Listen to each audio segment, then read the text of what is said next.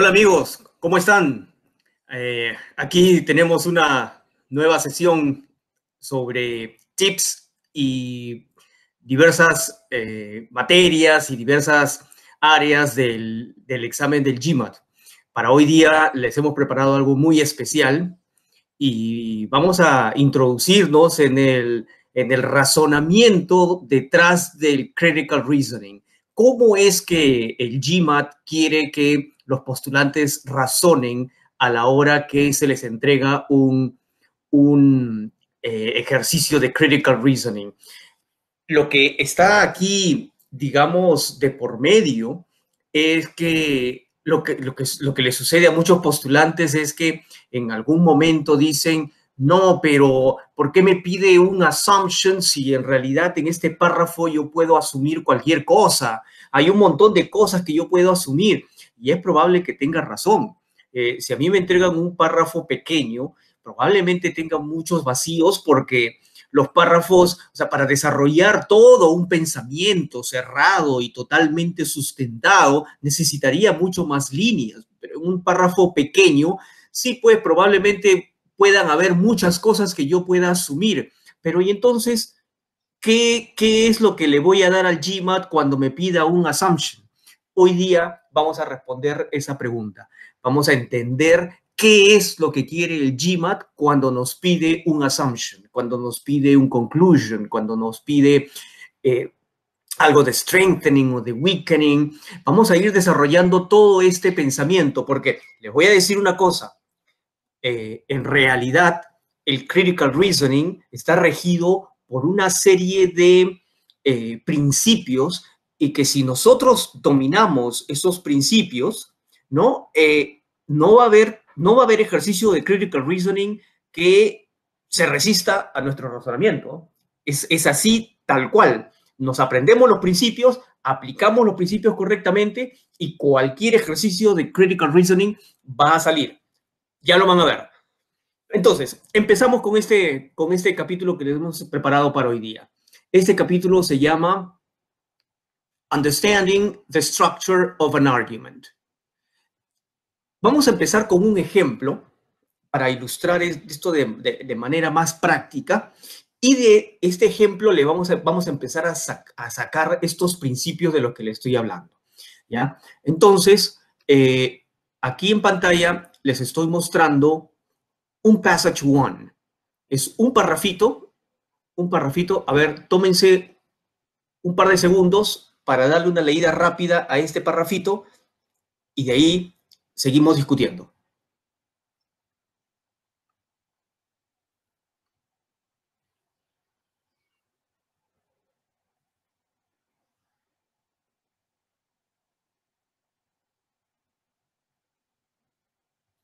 Ok, a ver. Eh, este párrafo, a ver si ustedes están de acuerdo conmigo, este párrafo tiene 3 oraciones.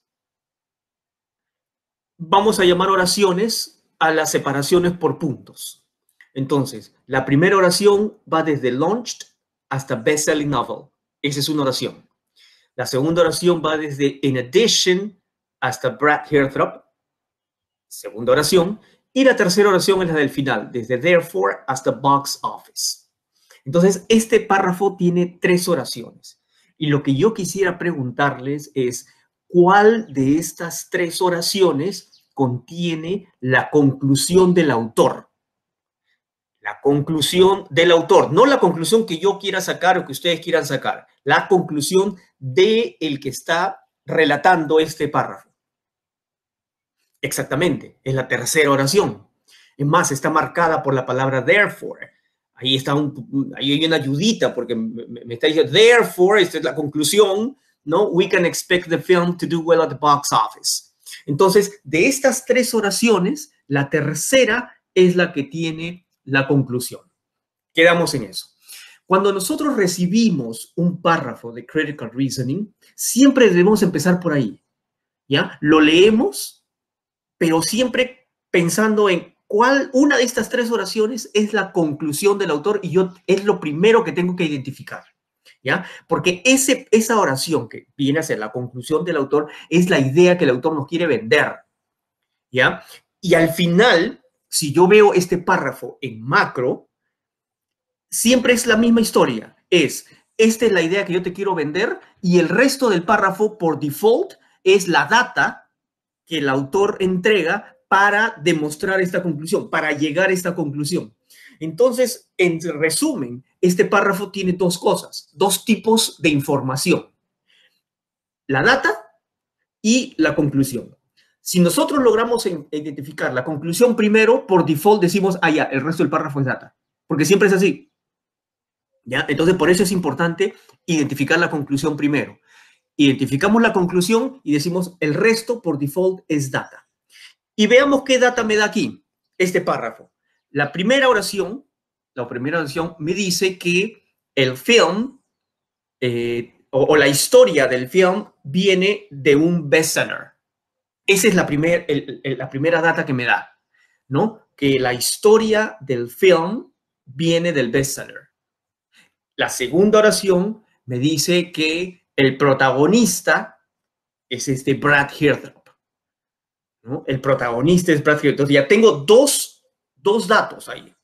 De dónde viene la historia y quién es el protagonista. Y de esos dos datos, el autor lo que hace es, dados estos dos datos, esta es la conclusión que saca, que we can expect the film to do well at the box office. O sea, la película va a ser taquillera. ¿Ya? Entonces, hasta ahí es el primer análisis. El primer análisis del critical reasoning. Tengo la conclusión y tengo los datos. Eso es lo que he ganado.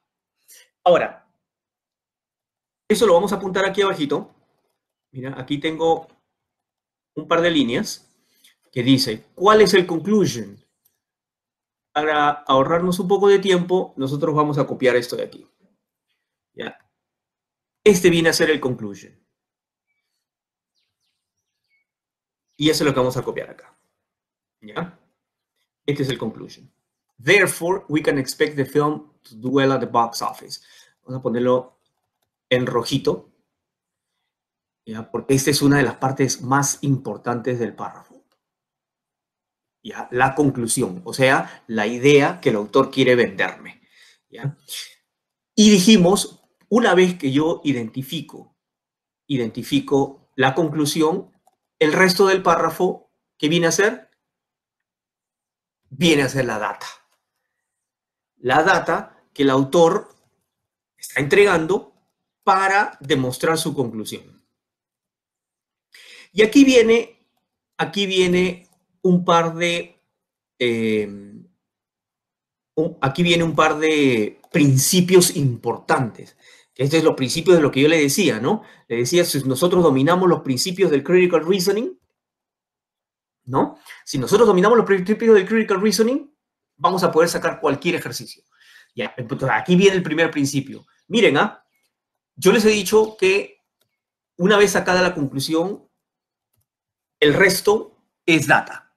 Ya. El primer principio de critical reasoning es que la data que te entrega el párrafo, ¿ya? No es cuestionable.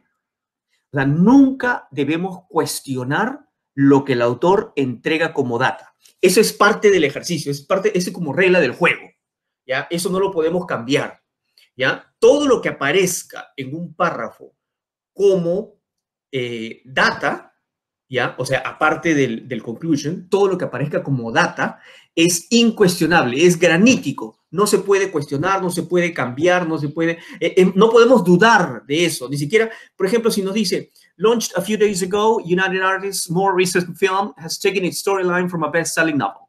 Ya. Yo no puedo ponerme a pensar y decir, pero de repente es un bestseller. O cuando dice, this film is starred by Brad Heathrow. Yo no puedo ponerme a dudar y decir, pero Brad de repente no es el protagonista, de repente es un actor secundario. No puedo hacer eso. O sea, si ahí el párrafo dice que Brad es el protagonista, es el protagonista. No lo voy a cuestionar. Y si dice que la historia viene de un bestseller, es un bestseller. No lo puedo cuestionar. Entonces, todo lo que aparezca en un párrafo como data no se puede cuestionar. ¿De acuerdo? Quedamos en eso. Pero la conclusión sí. La conclusión sí se puede cuestionar. ¿Por qué? Porque es como si la data fuese información objetiva y la conclusión es ya resultado del procesamiento del autor. Entonces, la conclusión ya es cosecha del autor, ¿no? Que puede ser verdad o puede no ser verdad.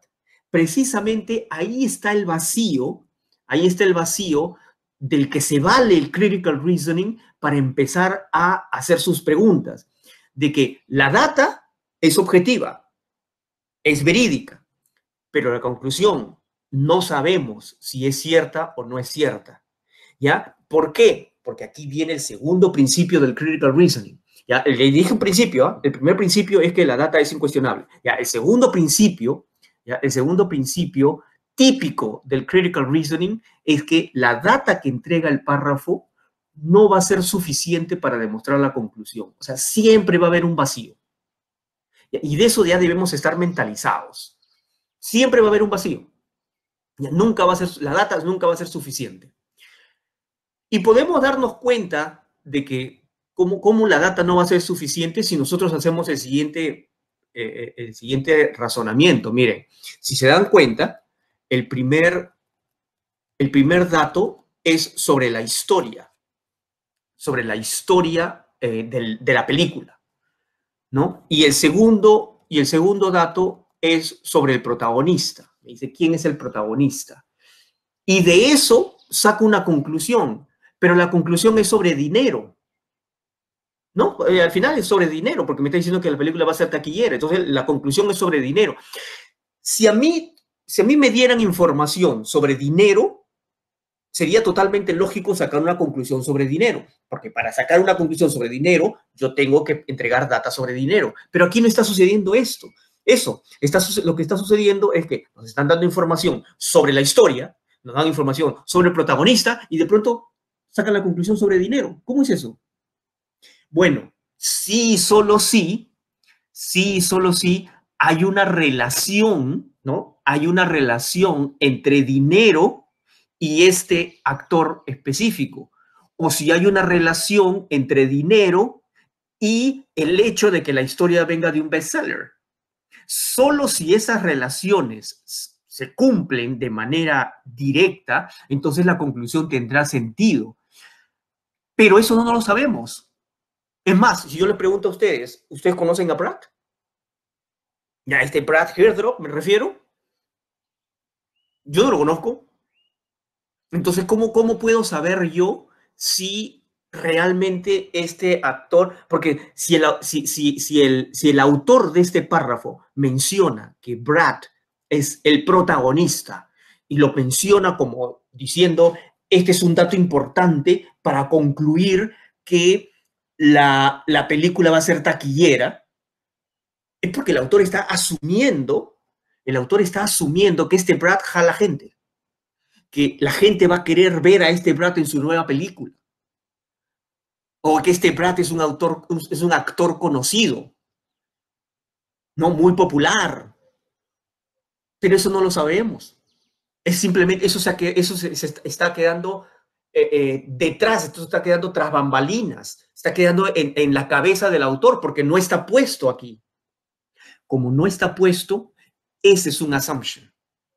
Para el GMAT, ese es un assumption, ¿no? Es algo que está tras bambalinas, algo que está detrás del razonamiento del autor, pero que no lo dice. Y ese es un requisito importante para un assumption, que no esté dicho. Porque si algo está dicho, ya no es assumption, se convierte en fact. Ya van armando la figura. Miren, si está escrito, es fact, es dato. Si no está escrito, pero es importante para la conclusión, entonces es assumption. Más adelante vamos a seguir redondeando esto de los assumptions, pero hasta aquí quiero que recuerden lo siguiente. Primero, todo lo que aparezca como fact o como datos no es cuestionable, ¿no? Y segundo, lo segundo que les dije es que tenemos que estar mentalizados que los datos que entrega el autor en su párrafo nunca son suficientes para demostrar la conclusión. Y eso da origen a que exista assumptions. ¿Ya? Bien, entonces ya tenemos completa esta parte, la primera parte de nuestra hojita, de nuestro worksheet, ¿no? Hemos apuntado el conclusion, que nos piden the explicit components. Los explicit components se refiere a lo que está puesto aquí, porque ya vimos que hay cosas que no están puestas. ¿Ya? Lo que sí está puesto, eso le estamos llamando los explicit components. ¿Ya? Entonces, estos explicit components están aquí, ¿no? Son el conclusion y los facts. Y hay dos facts, ¿no? Ahora, vamos a pasar, vamos a apuntar aquí lo que dijimos de los important critical reason principles. Entonces decimos, el primero es, the facts are not questionable. Ese es lo primero, ¿no? Y segundo, que the facts are never enough to prove the conclusion thoroughly. Ya está. Esos son los dos principios. Y ojo que cuando hablamos de conclusion, no estamos hablando de un conclusion que yo haya sacado o que ustedes hayan sacado. No, cuando hablamos de conclusion, estamos hablando de la conclusión que aparece físicamente ahí en el párrafo, de la conclusión del autor, ¿ya? Por si acaso. Muy bien. Nos vamos a esta parte importante. Esta parte de aquí. Now, identify the implicit components. Identify the implicit components. ¿Y a qué se refieren con los implicit components? Con aquellas cosas, aquellos elementos que no están en el párrafo. No están en el párrafo, por eso son implicit, que son los assumptions. ¿Ya? Entonces, ¿por qué es que se generan los assumptions? Los assumptions se generan porque los datos que nos entregan no son suficientes para demostrar la conclusión. Por eso es que hay assumptions. Hay una separación, hay un gap, ¿ya? Entre los datos y el conclusion. Hay un gap, ¿ya? Y ese gap tiene que ser cubierto por datos que no están puestos, pero que son necesarios para llegar a la conclusión. Los assumptions al final hacen el rol de puentes, ¿no? Hacen el rol de puentes. El punto de partida del puente son los datos, son los facts, y el punto de llegada del puente es el conclusion. Los assumptions, darnos desde los facts hacia el conclusion. Si no, no es assumption. Miren, es importante, ¿eh? Es importante recordarlo, ¿ya? Es importante recordarlo. Miren lo que les estoy diciendo. El assumption es como un puente. Parte del fact y debe llevarme al conclusion. Si algo que yo creo que es un assumption me lleva de un fact a otro fact, o que está, digamos, jugando ahí entre los facts, no es assumption. ¿Ya? No va a ser assumption. Por ejemplo, yo podría decir, ¿qué tal si yo digo, we can expect the film to do well at the box office? Entonces yo digo, entonces el autor está asumiendo que la película va a tener una gran campaña de marketing. ¿Ese es un assumption? De repente, en una lógica común, una lógica normal, por sentido común, por nuestro conocimiento del mundo, de los negocios, de repente podríamos decir, sí, pues todas las películas que son taquilleras necesitan marketing. Entonces, de hecho, seguramente esta película tiene una buena campaña de marketing. Ya, pero para el GMAT eso no es un assumption. ¿Y por qué no es un assumption? Porque no me está llevando del fact al conclusion. Miren cómo sí se puede construir un assumption. Voy a empezar, solamente para ilustrar, voy a decir, por ejemplo, voy a ocuparme de este Brad. Miren, vean. ¿Cómo es que mencionar a Brad puede llevarme a una conclusión sobre dinero? Si solo si Brad jala gente, si Brad atrae moviegoers que van a venir a pagar su dinero para ver la película. Entonces, eso ese puente, si yo explico cómo es que Brad va a contribuir a que la película recaude más dinero, esa explicación, eso sí es un assumption. ¿Y por qué? Porque estoy yendo de un fact al conclusion. ¿Se dan cuenta? Estoy partiendo de Brad y estoy llegando al dinero de la conclusión. Eso es un assumption. Otro, por ejemplo, aquí, para la primera oración, ¿cómo es que el hecho que la historia de la película venga de un bestseller, cómo se conecta con el dinero? Bueno, podría ser, por ejemplo, si es que todas las películas basadas en bestsellers son taquilleras. Todas las películas basadas en bestsellers siempre producen buenos revenues. Si esa conexión basado en bestseller con dinero es cierta, entonces la conclusión será cierta. Y por eso es un assumption. ¿Ya? Es un assumption porque conecta un fact con el conclusion. Entonces, ese es el concepto que tiene el GMAT de assumption. Entonces, ya se dan cuenta que cualquier cosa no puede ser un assumption. Entonces, ya estamos cerrando un poco la cancha, ¿no? Ya estamos delimitando la cancha. Ya al principio cuando empezamos esta charla, decíamos, cualquier cosa puede ser un assumption, puedo imaginarme muchas cosas. Sí, es cierto, puedes imaginarte muchas cosas, pero ahora que ya sabemos el concepto de assumption, ¿ya? El concepto de assumption que quiere que usemos, que el GMAT quiere que usemos, ahora sí, ya cualquier cosa no es un assumption.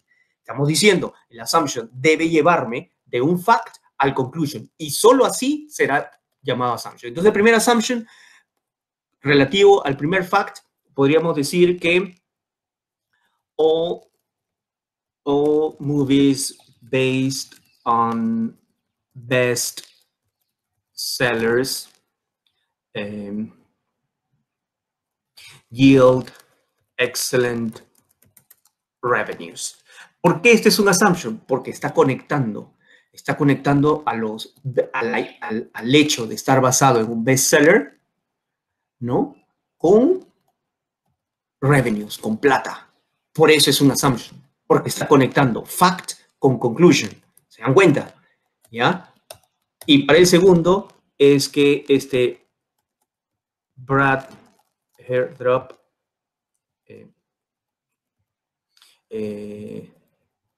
draws people to see his films. Así lo puedo poner, many people want to see Brad in his new film. Algo así. Ya, algo así. La cosa es que yo tengo que hacer que conectar a este Brad con más gente que vaya a pagar su plata. ¿Ya? Entonces, si yo logro hacer esa conexión, porque miren, dense cuenta cuando ellos hablan de Brad, miren, cuando el párrafo habla de Brad, por si acaso no dice que es un buen actor, ¿eh? No dice, míreme, si lo leen objetivamente, dice, this film is starred by Brad Hairdrop. En ningún momento dice que Brad es un capo, es un gran actor, que la gente lo adora. No dice eso. Solamente dice, puede ser un autor mediocre de repente, pero no dice. O sea, solamente dice, el dato objetivo es que Brad es el protagonista. Nada más. Eso es lo único que dice. ¿Ya? Entonces, lo que está más allá, decimos, ahora sí nosotros decimos, ya, pero ¿cuál es la conexión de Brad con el box office? Ah, pues que Brad jala gente. Ya, ese es el assumption. El assumption es que Brad jala gente. ¿Ya? Estoy conectando Brad con taquilla. ¿Ya? Por eso es que este es un assumption. ¿De acuerdo? Entonces, solamente para resumir este primer approach que estamos haciendo del critical reasoning, mire, el título de nuestra clase fue Understanding the Structure of an Argument. Y ahora ya sabemos cuál es el structure of an argument. Argument se le llama al párrafo compuesto por tres cosas: la data, el conclusion y los assumptions. Ese es un argument para el GMAT, ¿ya? El argument tiene 3 patas: datos, conclusion y assumptions. Los datos y el conclusion están en el párrafo. Los assumptions nunca están escritos en el párrafo, están tras bambalinas, ¿ya? Y nosotros tenemos que ser capaces de descubrirlos. ¿Y cómo lo descubrimos? Uniendo, trazando el puente entre un fact y el conclusion, tal como lo hemos hecho hoy día. Bueno, amigos, espero que hayan disfrutado esta explicación y hayamos aclarado muchas dudas. No dejen de ver nuestros otros videos con más explicaciones. Tenemos otros videos con más ejemplos para que este concepto y este razonamiento quede bien cimentado y se vuelva mecánico a la hora de resolver sus ejercicios. Espero que les haya servido. Hasta la próxima.